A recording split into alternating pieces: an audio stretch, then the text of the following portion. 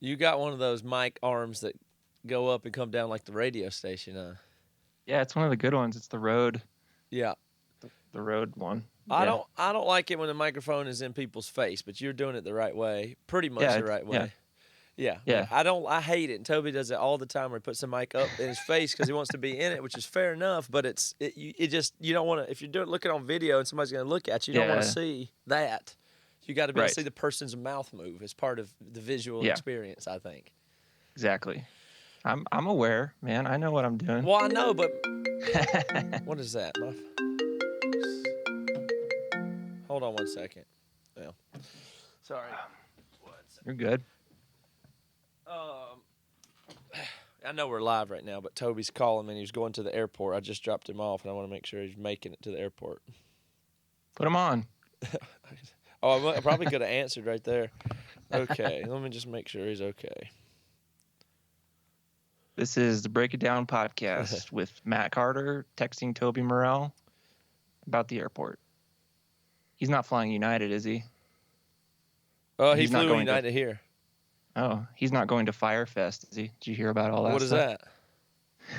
that? It's this festival that's tanking right now in the Bahamas that Ja Rule was putting on. Oh, really? It's like supposed to be a luxury festival, and people can't get in and out, and like there's dogs and garbage everywhere, and people paid like $5,000 to get in. Oh, no. So Twitter's blown up right now with Firefest jokes and videos of people getting chained into a building and not being allowed to leave. It's really great. It's in where? The Bahamas, Oh, my gosh. on an island formerly owned by Pablo Escobar. Wow. So who's going to lose all the money on that? Ja Rule himself? Ja Rule and his business partner is what Yeah. it looks like. They're going to lose a lot. Those festivals, you can lose so much money on so fast. It's just such a gamble and kind of thing. And who should lose all the money on something like that? Like they basically airlines the same way. The way they get out of a lot of stuff is if they can say it's an act of God, then they don't have to pay people under contract. So it's weather, But if it's something that's your fault or some other thing like that, I imagine they don't get their money back or anything like that. But if it gets canceled by weather, it's just the way it is. It makes me think of the poor guy you had on here, I don't know, a year ago. Czar. I felt so bad for that guy. Yeah, I felt bad for him too, but I felt worse for me, right? Like we only got $1,000 of that 5,000. We never got but $1,000 of it. So right. I don't know. It's a I don't know. It's a loss for everybody, but it's a funny thing that we do that way. But anyway, where we're talking about your mic, yes, you know what's going on with mics and gear in some way that just makes me super comfortable. Like I know there's a lot of people that know a lot of stuff about things, but I don't know what it is, but it seems as if you are just right on the same page as me. Every time I think about something or talk about it or whatever, you're just already tracking right there with me, which means one of two things. Either you're have shared experiences and influences and knowledge and education as me, or you just know way more than me about everything and a bunch more stuff too, and it just happens to encompass all the stuff that I know as well. But you're way beyond that. It's one of those two, or somewhere in between. I don't know if you know this, but I have a degree in computer science, so I'm very engineering, computer mind. So nothing really freaks me out. So you're kind of an engineering guy. Engineering's natural to you. Is that the way you think of things? Totally. And even, problems, like I was putting together visuals for a tour I did last year, and I had to write my own Max for Live plugin in Ableton to I had a problem I came up. It's like, well, I'm just going to program my own plugin because I can't find one that does it for me. So really, stuff like that. I don't usually, if there's a problem, I can figure out a way to at least fix it or get around it. So I'm pretty confident in my ability to do those sort of things. Well, for a lot of people, that comes at the expense of something else, but you seem to also have a really strong creative and artistic, taste-making, non-problem solving, but purely expression type of ability too. Yeah, I credit that to my parents. I mean, my mom is a pastel artist, painter, and my dad is an engineer. Like he flew F-16s in the Air Force and stuff. So I feel like I got that's cool. 50-50 of both of them. Like my dad is he can run a meeting. It sounds weird to say, but he can manage people and run a meeting super well. Like those sort of things.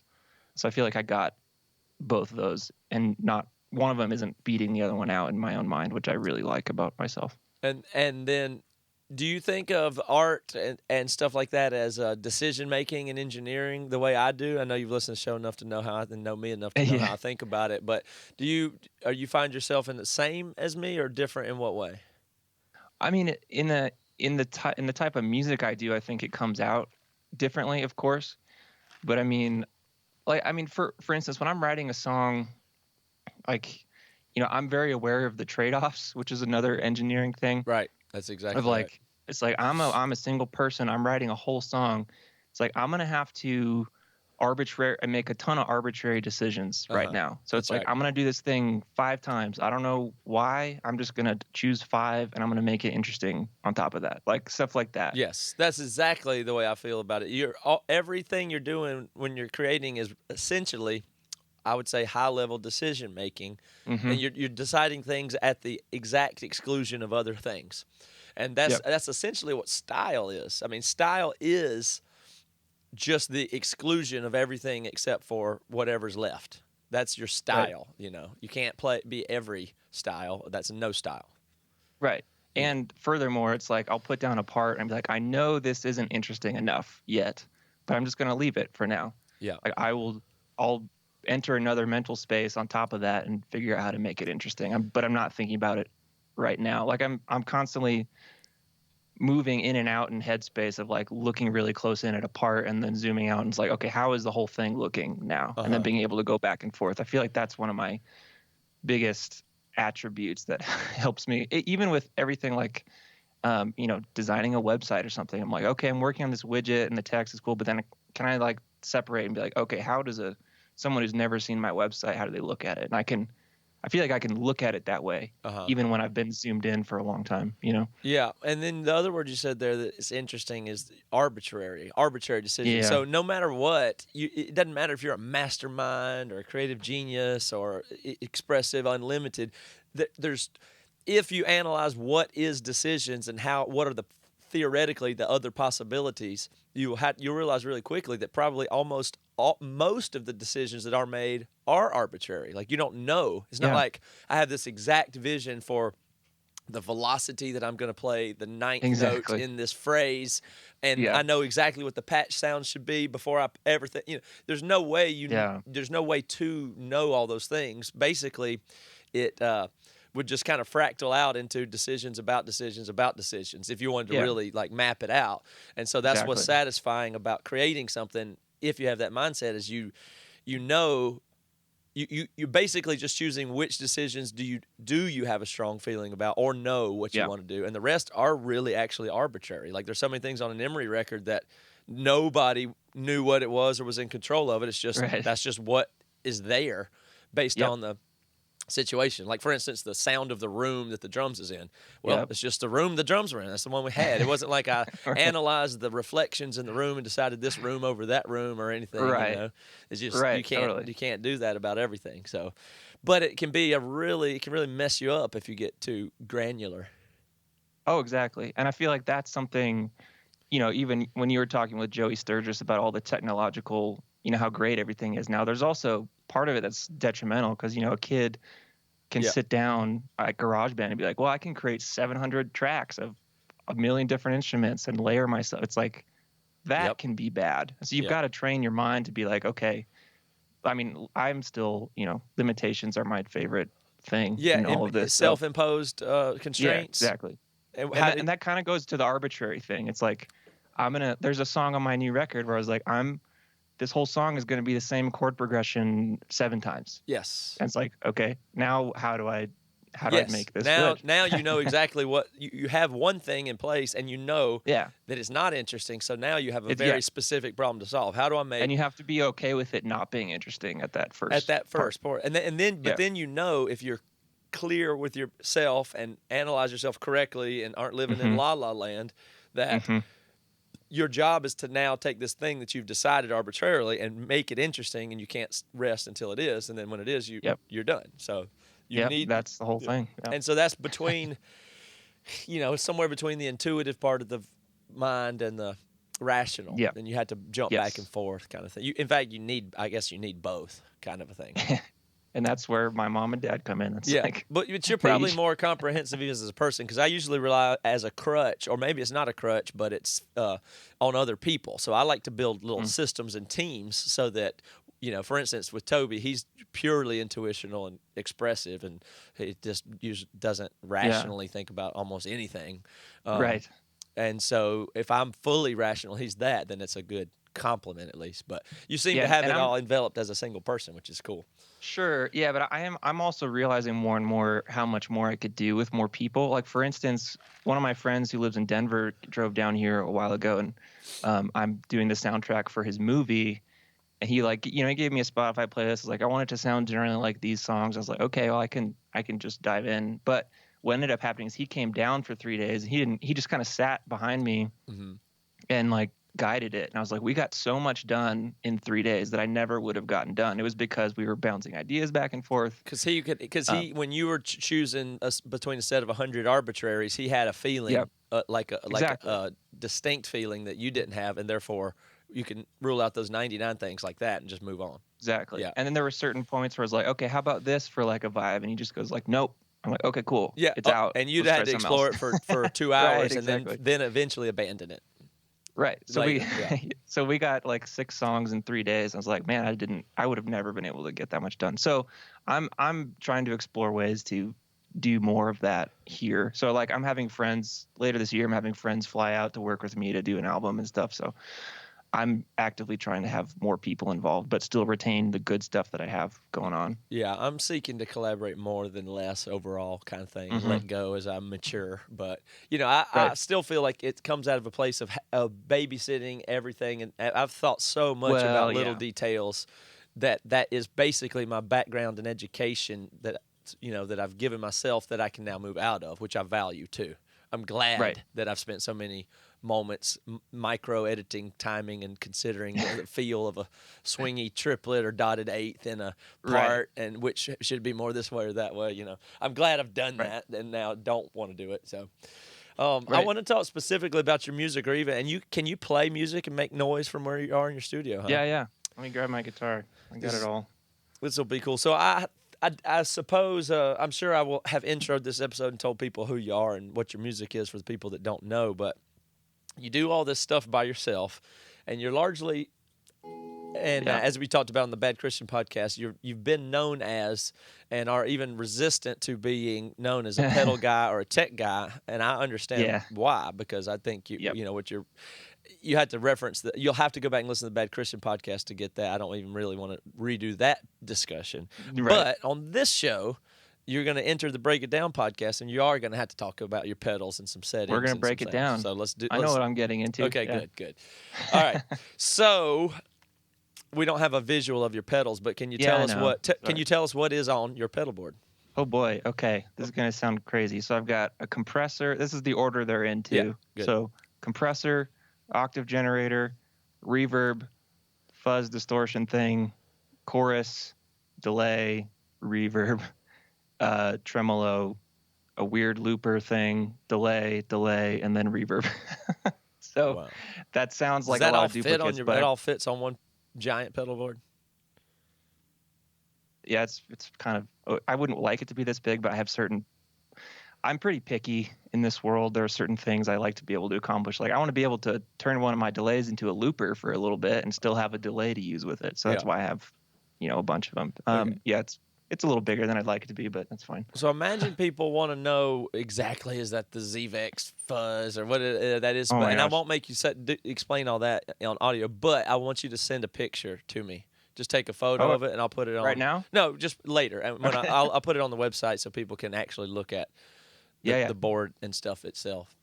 Mm-hmm. Okay, so what is your approach when you start to do a song like this? So Andy's music, if you don't know, is instrumental, and Yeah. it's the simplest, stupidest way you could explain it is ambient guitar, pedal heavy stuff. Right. But there's more to it than that. But I have to admit, when I'm listening to it, your new album's called The Swiss Illness. When I'm Yeah. listening to it, I can't tell what instruments are on it or not. I get really, really confused, and I imagine that's Yep. the place where most people enter. Is that intentional? Yes and no. I mean, for this, I'm go sorry. ahead. No, you go ahead. Oh no, I mean, for this album process, it was not purposefully anti-guitar or anything, but when I sat down to write this album, for whatever reason, I could never start on the guitar, so it always started with some weird piano part or like a weird looped texture that I made somewhere else, and then I would bring in the guitar where necessary. So, I mean, this is getting into the weeds on ambient music, but I really No, feel it's like, not. That's where we want to be. Yeah, I mean, just like a ton of reverb and delay on a guitar is not the point. It's not the goal. It's, it's about feeling, and like there's a million ways you write textures and spaced out things that have nothing to do with the guitar. And so I'm about the music. I happen to be able to play guitar. That's my thing I grew up with, but I'm very much wanting it to be bigger than that. And I want the music to be taken in as something bigger than just a dude with an overly expensive delay pedal. You know what I mean? Mm-hmm. So what is the inventory of instruments and percentage of them on the Swiss Illness? Oh man. I used a lot. I used a string library that one of my favorite composers named Olafur Arnalds, who lives in Iceland. He made a string library with his friends, and so there are all these weird, string sounds. And so I would start with those a lot of the time. I'd like stretch them and mangle them and turn them into something else. And so a lot of the weird textures came from that. And then there's a lot of piano. Usually when I can't really play the piano, and I like not knowing how to play it, because when I sit down, I don't know what I'm doing, and then something cool will just sort of happen. Yep. There's no ruts, kind of like I have on the guitar. Exactly. I'm the same way. I start on drums and piano all the time in order to not start on guitar, because my fingers go to well-known, well-worn paths and stuff like that. Exactly. Yeah, so it's a lot of that stuff, and then there's certain techniques I go to that are like weird looping lo-fi techniques, and I'll just pipe any sort of weird audio into it. So like take a piano or like a bell part and like reamp it through a couple pedals and then back into the computer, like octave it up twice and then back down 2 octaves, and just try to do strange mangle stuff. That is the word you use there. Yeah, and then if it sounds cool, I'm like, sweet. Now I'm going to build on top of that. Well, why do you have to mangle it? Is there something wrong with using the string library the way it is, or the guitar playing? A lot of times I do. It's just it's just purely not interesting to me necessarily if it's not mangled a lot of times, because I'm looking for like. And the other thing is like I'm looking, and this applies to guitar too. It's like I'm looking to get certain sounds out of their normal frequency or textural ranges. Because if you think of them, is it do you have a natural, like, is there a cheesiness factor like hearing a guitar sound like a guitar that you're trying to avoid though? No, not necessarily, but I'm trying to take advantage of when I'm trying to make a sound that's not like a guitar. I'm going to remove all the boundaries that guitar has. Like, for example, right now with my pedal board, I'm plugged straight into my interface. There's no amp going on. No amp simulator? Like, either? No, not even a simulator. But it's like, I turn on a sound like this. Show me. Like, throw some delay and reverb on it. It's like that doesn't need to have a guitar amp on it. That's something else. That's not a guitar anymore. That's true.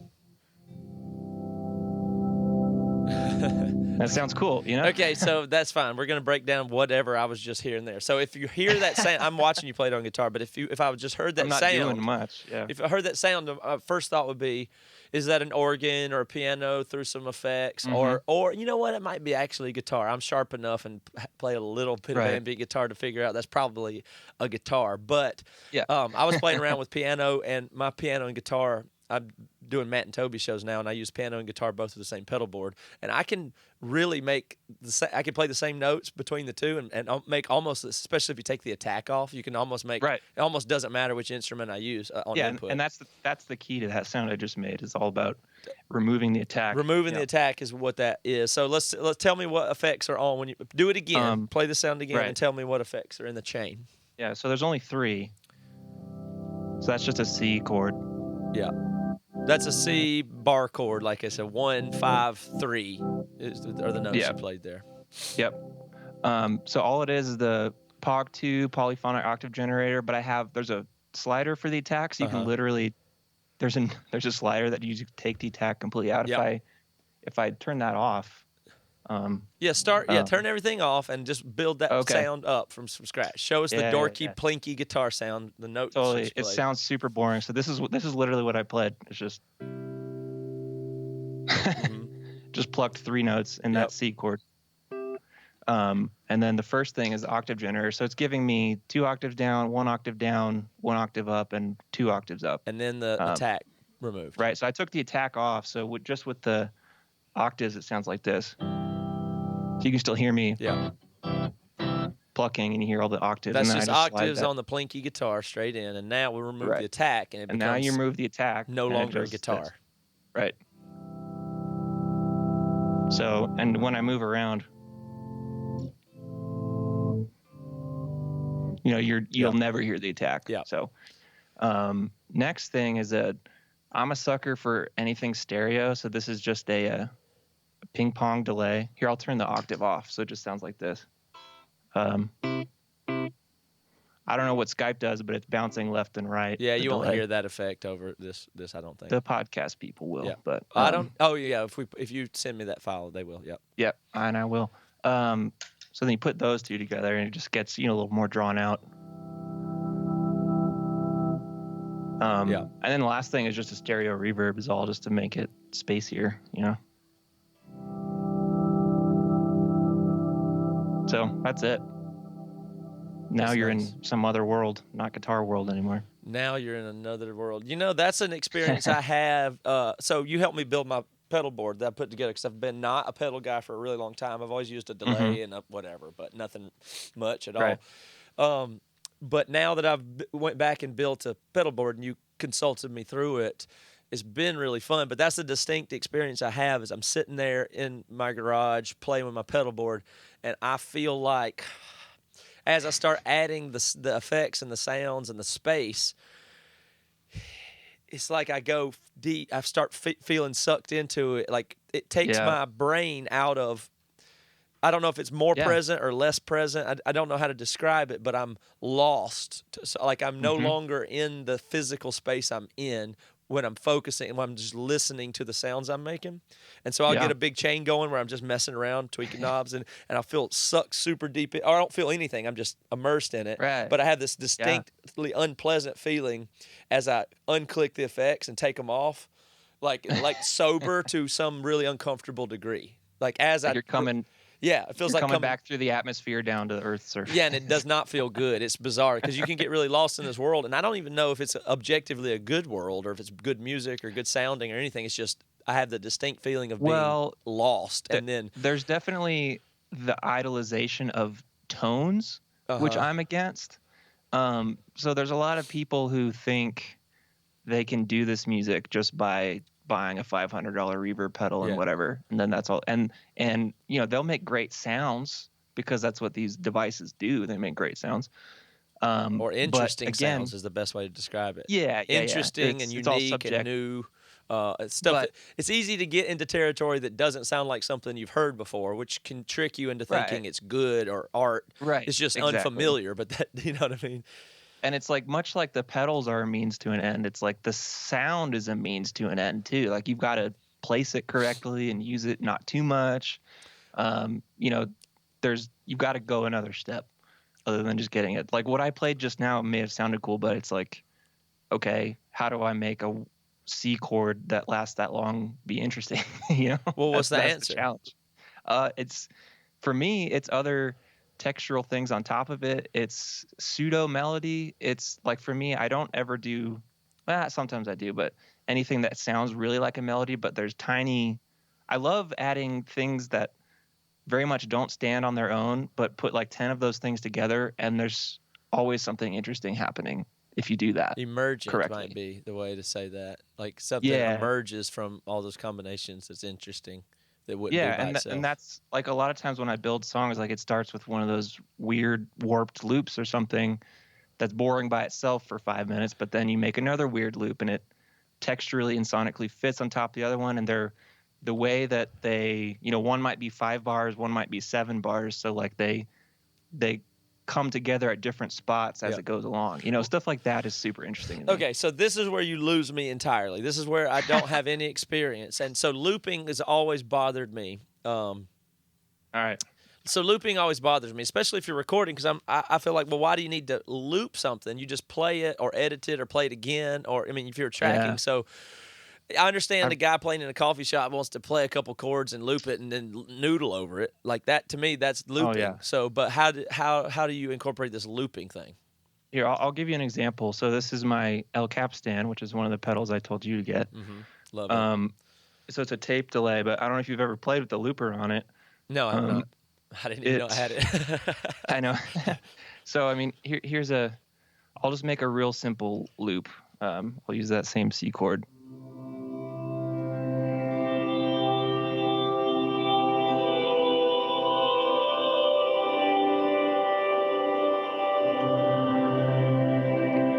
So it's already gone around once, but you can hear it's all warbly. Uh-huh. And then I can add on top of that, whatever. Wait, let it go a little longer. Yeah. So it's just going to keep going? Yeah. But I don't understand how the timing is going to be right. Like there's no timing. See, that's timing bothering doesn't matter. me. Let's say I'm already out. That's why I've already quit at that point, because I'm afraid it's going to not be the right amount of time. Like there are rhythmic values in what you did, so they're just going to be off now, or did you do it? I wasn't thinking about rhythm at all. Like what I would do is, I'll turn on my octave generator. So I've got a thing going in C, right? Yeah. I'm going to play a big old F chord underneath it. That.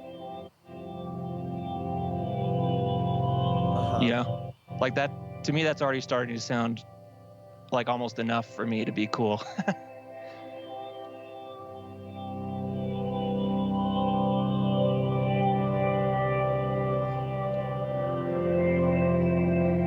And the reason I did it on this pedal is because over time it's going to get more warbly and more degraded.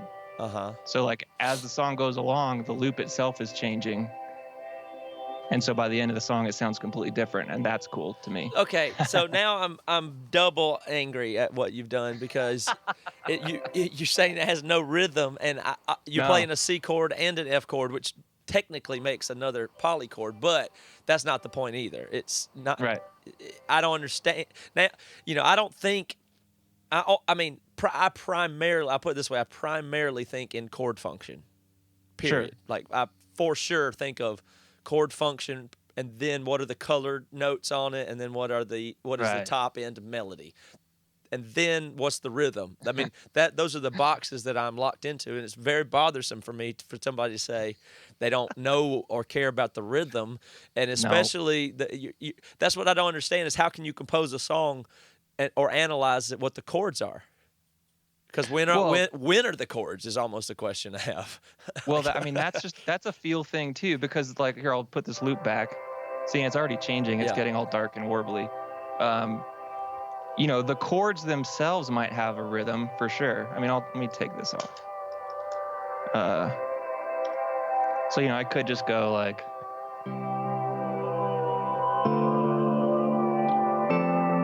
Like there could be a rhythm to the chords on top of it. But I like stuff like the loops, like I like them existing in their own world outside of the grid, That's fun and exciting to me. Yeah. But it doesn't bother you if you I feel like you can't change the tonality though now. Like I feel like the tonality's locked. Like it's this? I can octave it down. No, the tonality being the chord function. The chord. Well, I mean, chord function, I would say. That's like having one guy in your band that never changes his chord as the band keeps playing. I know. It's like one guy's stuck on a C chord. It just bothers me. It doesn't sound bad. It sounds good, but I don't understand how to do it. It bothers me because it seems wrong. This might be that arbitrary thing I'm talking about. Like this loop's going to go on for 7 minutes. What do I put on top of it to make it interesting? Yeah. And like a lot of, that song I referenced earlier on the new album is like, the thing that's weird about it, if you listen closely, is like no part ever changes. When a part comes in, like a piano part or guitar part, it's not going to shift into a different part later. It's only going to fade in and then fade out. So what I like to do is layer all the layers so that they come in and out at different points, and it's like a different stack as the song goes along. And that's what the movement is. It's not a verse, chorus, bridge thing. Sure. It's stuff is coming in in a certain order and then leaving in a different order. That's one of my favorite things, is to like have all these loops. They build up in a certain way, and then you remove them in like a different way. And so by the end of the song, you get a different feel from the same parts. If that makes sense. It does. And so the part I'm really attracted to is the types of sound, the sonority, I think is the word for the chord, and the coloration of the chord, the actual sound note-wise. So I'm a big fan of the sonorities that you're able to make there, because they make really interesting chord functions that I hear at random times, and that's kind of what you're saying is the point, is that you bump into and kind of obscure the lines between what chords are when and how it works, but you come out with a bunch of interesting and things honestly, you couldn't really build in a pure, clean, gridded stack. Right, and the key, if you're gonna have a loop that's like sort of stabilizing a song or keeping it going for a long time, you've got to have it simple enough that you can be free to do a lot on top of it. Like if I used all 12 notes in the scale just then, I wouldn't be able to. First off, that wouldn't even sound good at all. And moving chords, like here, let me do another loop. It's just, I'll just do a 1 and a 5. In C, right? That's just C and G, right? Yeah. Okay, now that's gonna stay there. I think, if I did it right.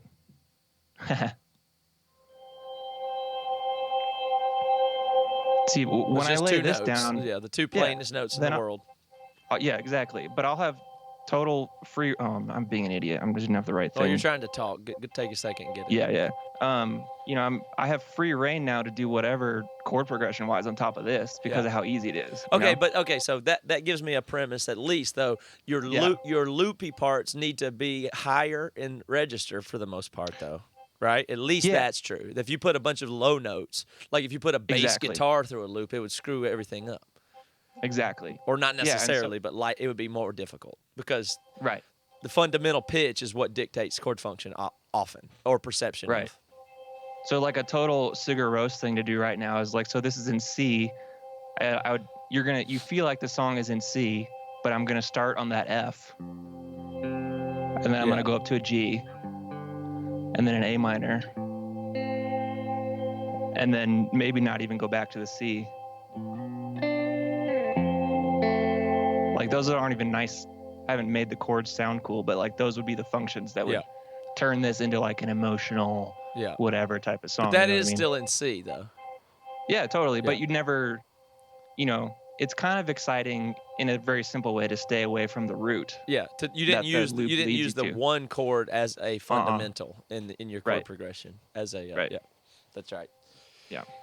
No, that's a big thing to do. Jeremy Enoch from Sunny Day Real Estate says the same thing. He says that he doesn't really know, but he knows the one chord always sounds cheesy to him, so just don't ever play it. There's always been, he tries to never just avoid the playing, and especially you hear it a lot where people will start songs. At least if you don't start and end on the one chord, that helps you. You may be able to utilize it, but avoiding centering around the one chord is a good way to get a fresh tonality. But it's pretty common these days. Yeah, totally. And that's just how music shifts, because at some point you really wanted and needed that in the evolution of our hearing of the major diatonic scale and all that kind of stuff. But over time, something that isn't cheesy becomes cheesy, and then once the collective consciousness of listeners can accept the normal, then they can now start to accept outside modes or key centers or tonalities that they couldn't have before collectively. And so the art part is always staying ahead of those boundaries and stuff, which is what I'm hearing you do, and identifying that you're doing that's good is I'm locked into some system and it's limited, and you're trying to break those boundaries that frustrate me. Like, no, you got to do the rhythm right. What if the loop's wrong? What if it doesn't come back right? And you're trying to push those boundaries on purpose because it's so obvious that everything we do is structured and grid and perfect and all that. So that's probably why it's working what you're doing.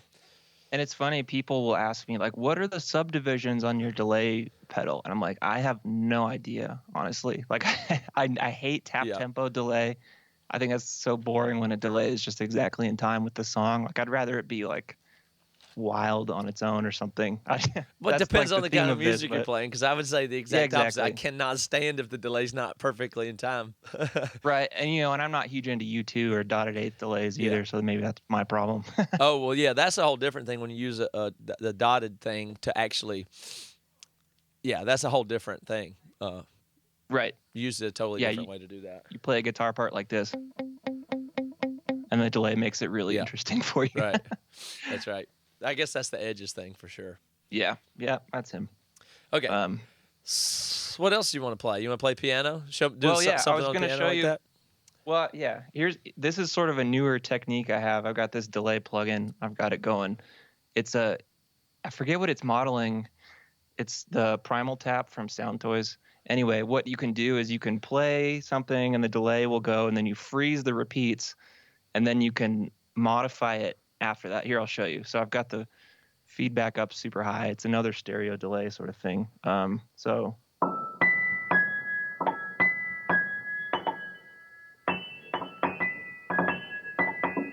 I just played some random notes. Now I'm going to freeze it. So it's frozen now. Now I'm going to like half the time. Whoa.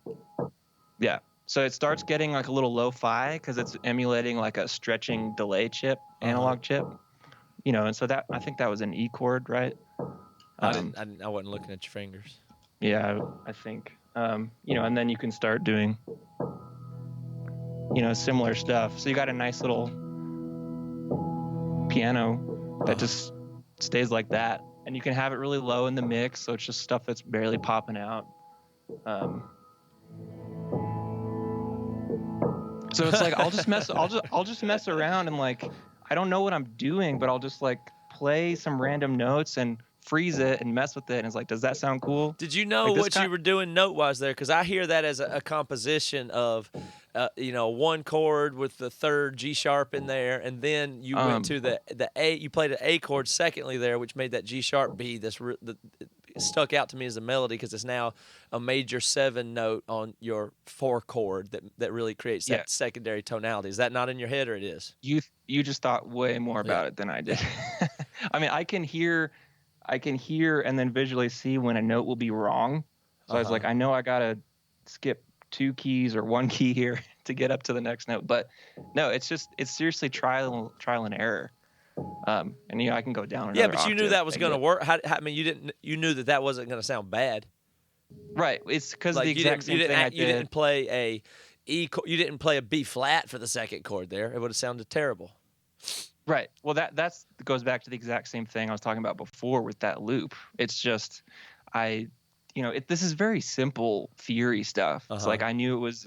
I played on notes in an E major scale. And it's like, I'm going to play. The next safest chord to play would be A, but yeah. Right. Yeah. So I mean and in my mind, this music for me is less about chord function and progression. It's more about those interesting textures and stuff. And it doesn't have to be like that. That's not a big washy delayed guitar. That's just a cool texture that can be on top of it. And if you can have a bunch of those, that's where I'm happy. I'm learning a lot today already. I mean that sincerely. To me, texture is kind of this sounds very stupid, but to me, texture is kind of a new concept. Like I'm not. It's not that I haven't been aware of texture, but I've never used texture to really do any decision making. I don't really think that way. Right. Yeah. I'm into it, and I'm starting to become into it, which is good for me. Right. Yeah. And there's random stuff so I can use my octave generator. This is purely an octave up, I believe. Yeah. So you can tell it's an octave up, and it sounds just a little different, Yeah. And then I've got this pedal that's going to do an octave down delay. So I'm bringing it back into the original octave space of the guitar. But it won't sound like something you could. But it won't sound like, and it's a reverse octave down delay.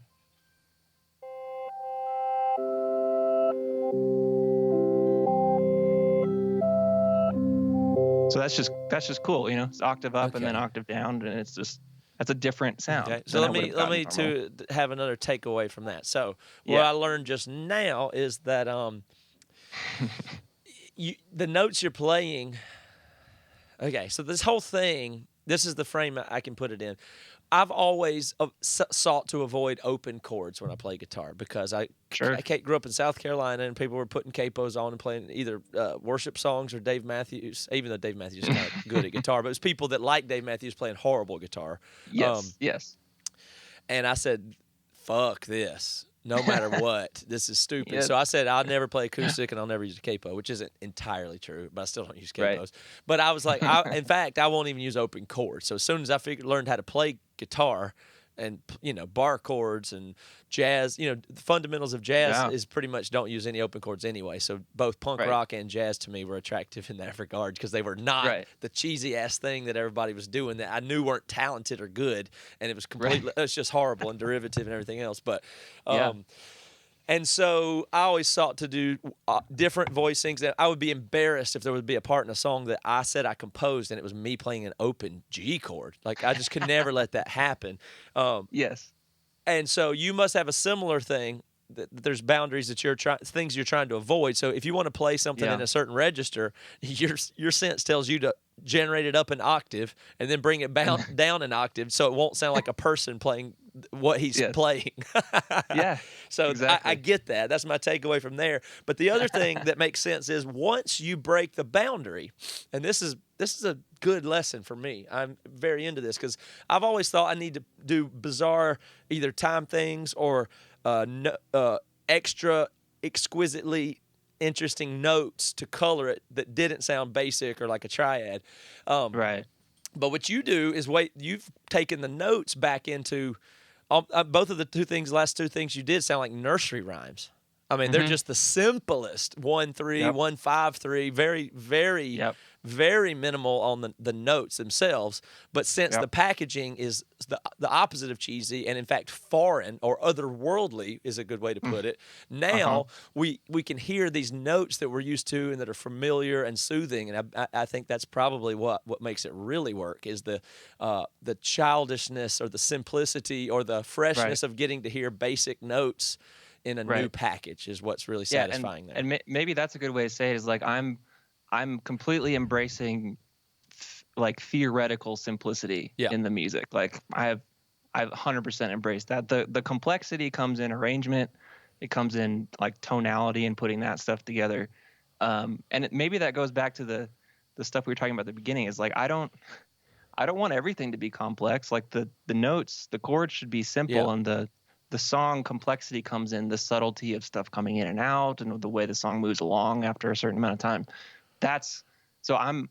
I guess maybe I'm focusing more on things other than the notes and chords, which is a weird thing to say about creating music. Especially to me. But yes. But see, because I have that problem. If I sit down and try and create a texture, I want to play a super dense, rich chord that's the way that's what I've always looked for. But if you lay down a super dense 5-note chord, with a bunch of dissonance built into the right there in the structure, it's going to be harder to work with going forward. It's kind of locked in. You can't do as much with it as the simple type of things. And that's the reason why my favorite chords are literally just 1 and 3. So like an A minor would just be this. Yeah. So and then. Like I don't even want the 5 in there because the 5 is boring. 5 is the boring. Most part. You should omit 5 any chance you can, unless you're just trying to make a power chord or something. But so it's like even if I'm playing a completely different style of music and I'm like jamming on a chords, like I'm not gonna do that power chord. I'm gonna do and it's still only 2 chords, but it's just more interesting to me. Sure, it is. Yeah. Yeah, the least I agree with that even fundamentally, but I'm usually in the space of 7s and 9s at a minimum. Sure. And then I'm trying to do sharp 4. I'm trying to see what other notes I can get into something and make people's ears accept it, basically. Yeah, and I do that too. I mean, like if I'm playing an A minor, or this is a B minor, and then go down to a G chord, I would like to add the 2. So it'd be like. Like that already has some like emotional resonance to me, just like a G add 2. Yeah. So I think that's what it is. It is. I would call it a 9, add 9, but yes. Yeah, gotcha. That's interesting. And something else, if you'll notice, like another example of that, making something nursery rhymey simplistic, but in a new packaging. In fact, the best example of that ever is I kind of think that's what Nirvana was. Yes. I think Yep. Kurt Cobain's melodies are just freaking nursery rhymes, man. They're so But yeah, nobody they're ever great. heard, when you heard Nirvana, all you thought is mean, scream, yelly, aggressive, punk, bad, Yeah. hard, like it was all those just aggressive, all the stuff. But the tonality, I mean, and some of the really weird chords and stuff. But at least his melodies almost are just nursery rhymes, which is probably the key to everything. It's Yeah. like the most easy, accessible melody to sing along that is boring or And cheesy or like a kid, and then put in this packaging that's just at the time, especially, just so foreign to everybody's ears. Changed the totally. world. And I don't know if this applies. Maybe this is too high of a thought, but I mean, like what they were doing, when you compare it to what was going on in the '80s with all the clothing and the flashy guitar solos and everything, it's sort of, I feel, and I'm probably misusing this term, but real punk rock kids probably won't like this, but it feels like the type of music I'm making and other people are making is sort of punk rock in a way, because it's anti noise, it's anti moving fast, it's anti having to get everything out in a quick 3 to 4 minute window. So there is sort of like a little bit of like an not anti-establishment, but like a little bit of a punk rock mentality to it. You know what I mean? Well, I feel it that way that goes anyway. all the way back to just analyzing what art is and stuff. But you're definitely trying to break a boundary to avoid certain things and go into territory that is unfamiliar or foreign to people, but trying to take them there. Yeah, and maybe you had a great example of it in your garage with your pedal board. Like you were able to maybe slow down for a second because of what the sounds were doing to you. And that's probably exactly why I've, gotten into this. There's pharmaceuticals, there's all this stuff you can do to help slow yourself down. But when I'm making this music, like it's cathartic for me, and maybe that's the ultimate reason why I'm doing any of this stuff. I suppose a combination of pharmaceuticals and delay pedals is cool too. It could be, yeah. Okay, so, man, let's not do anymore. Let's just be done here. This is good. I don't want to ruin it by trying to come up with more interesting things to talk about. Do you have any other sounds or anything else you wanted to demonstrate or play that you have up? That'd be the only other thing. I mean, there's all kinds of stuff. Is there any other technique or like musical thing you have to demonstrate? Well, I don't want to philosophize anymore is what I'm saying. No, I'll do one more thing. It's like, so this is the octave generator again, but I'm not using any of the octaves. I'm purely using the attack filter that we talked about. So like this is it by itself, Right. So it's still the same octave whenever. And if you add a little bit of overdrive to it,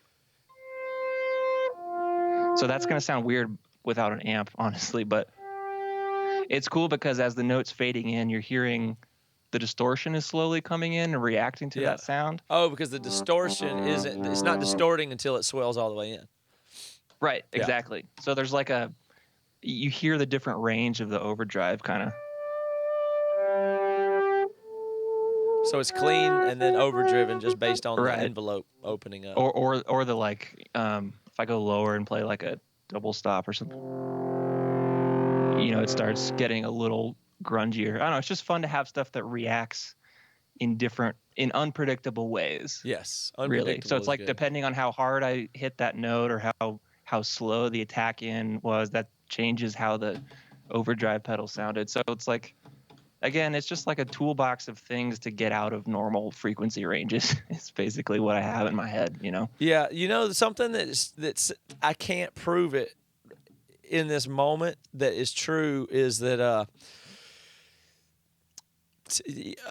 I know it to be true, but I don't think I can prove it because I don't have the technology to do it. But if you take the attack off of instruments, you could probably find examples online, but if you take the attack off of instruments, it's unbelievably difficult to even tell what the instrument is. Yes. It's almost all in the attack that lets you know whether something's a trumpet or a violin. Like you think, it's so clear, but it's not clear at all if you remove the attack. Exactly. Yeah, so removing the attack and reversing sounds are two of my favorite.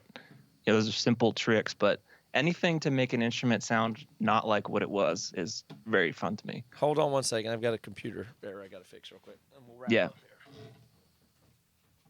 This is the Break It Down podcast, where Toby calls and there's computer errors, but Riva is in the back taking care of everything. Yeah. So I had a thought there before my computer froze, but you what I'm saying is it's very hard to tell what an instrument sounds like if you remove the attack itself. Yes. And then what did you Yeah. say after that? Oh, Let me just say that again. My computer error. I'll just say that again. And we'll continue back, and I'll edit this in the yes. For the podcast thing. So I've noticed this and heard this before, and I think I've seen examples online that basically, if you take the attack off just mechanically or in a computer or something of different instruments, it's extremely difficult to tell what the instrument is, whether it be a trumpet or a violin or anything. It's just they say you just can't even tell without the identifying part of the attack what the instrument is. Right. So the attack is the defining characteristic of the instrument. It rather seems than to the be release or whatever. Yeah, even when you do it, even in the human voice is that way. Like if you make, if you're making sounds, if you want to make a trumpet sound, you go, and it sounds like a trumpet. But if you just make the rest, most of that sound was just humming. It was right. It doesn't sound without the percussive part of the thing, you lose all sense of where you're at. Yeah, and my favorite thing, like what I was saying, is like I feel like in my head I have a toolbox of I have tools of how I can change the way an instrument sounds. So like removing the attack and reversing an instrument are two of my favorite ways to do that. And it's cool because you can make a guitar, which a lot of people make the mistake of just layering overly reverbed guitar sounds on top of each other, and then it just gets super muddy and uninteresting. So the point should be to find all these tricks to get sounds to be different than what's already there. I mean, that's a normal music thing to do in any band or situation. It's just to, that's why bands are two guitars, bass, and drums, because all those frequencies sound pretty good together and they get out of each other's way for the most part. Right.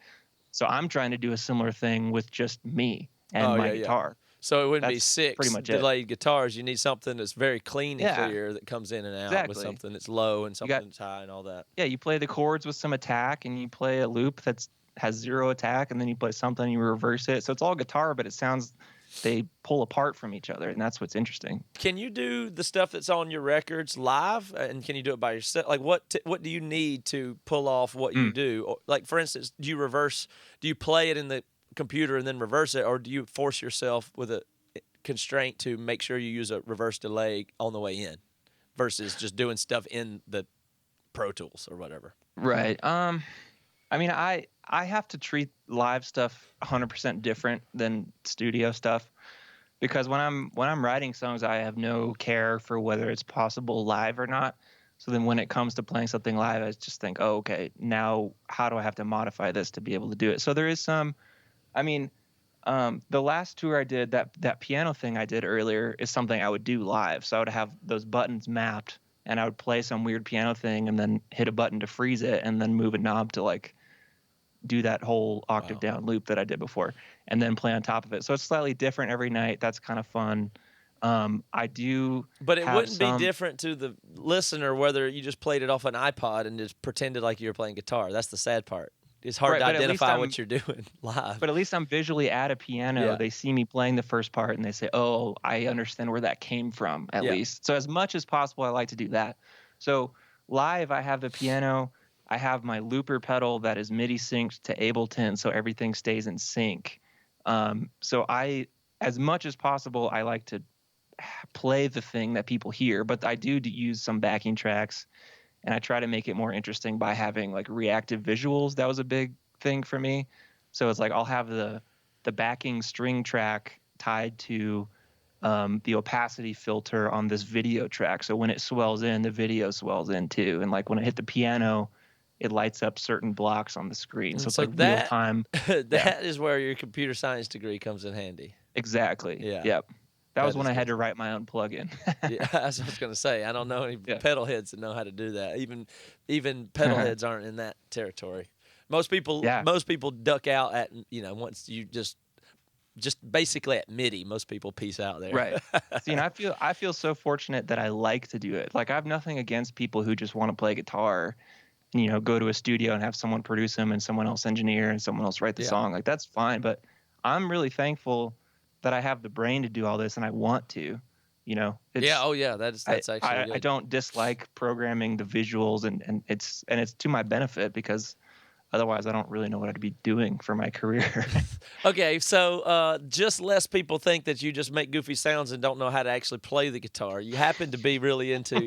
It's funny when I see you play a video of something where you're actually playing like a normal guitar sound and playing a part, because I've got incredible skills there too. But I appreciate it. Yeah, I do know how to play the guitar, in case anyone's wondering. Well, prove it. Play some new metal douchebag rock for us with a regular sound. I wish I could. Here. Gotta go into drop D if I'm going to do anything cool. Of course you have to go to drop D. Right. And we get... This is going to sound terrible because I'm direct in, but, the best riff of all time is... Oh, that one's good, yeah. And it's on a telly, you can do that. Yeah. At the top of the thing. So, any Rage Against the Machine song...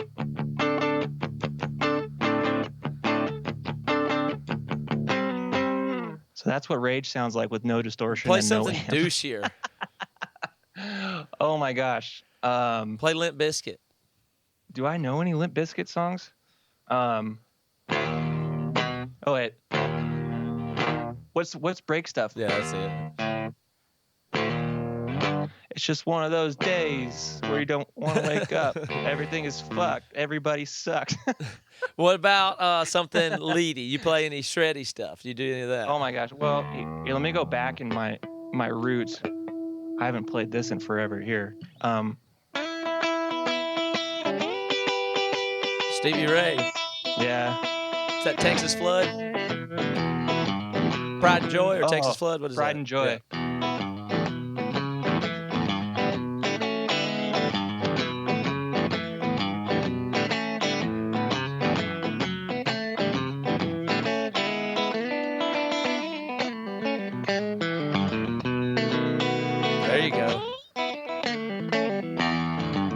So that's great, Andy. I used to know how to play that whole. I could play Eruption. Wait, do I remember the tapping part?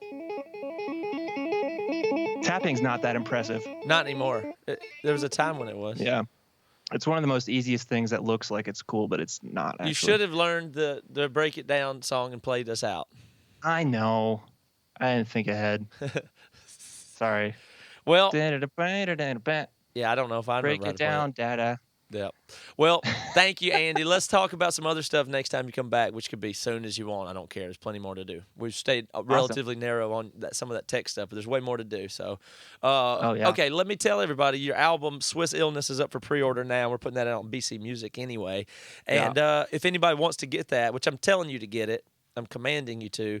This is the kind of music that's real and it's rich and it's worth. You have to sit down and listen to it to like it. But there's zero chance that if you do spend time with it, that you won't like it.